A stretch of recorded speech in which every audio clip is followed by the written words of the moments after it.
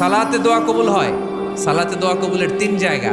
একটা হচ্ছে তাকবীরে তাহরিমার পরে আমরা সানা পড়ি না, আমরা তো একটা পড়ি, আল্লাহর হাবিব সুন্নাহ এবং নফল নামাজে আরো পড়তেন সানা, ওই দোয়া কবুল হয়। দুই নম্বর জায়গা সালাতে সেজদায় পড়ে দোয়া করলে কবুল হয়।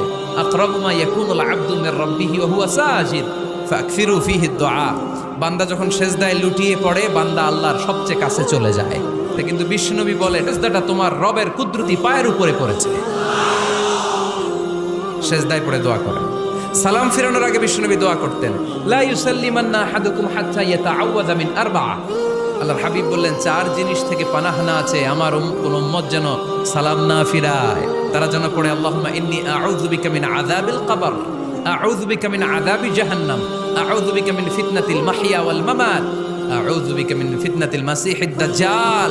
আল্লাহ কবরের আযাব থেকে বাঁচাও, আল্লাহ জাহান্নামের আগুন থেকে বাঁচাও, আল্লাহ জীবন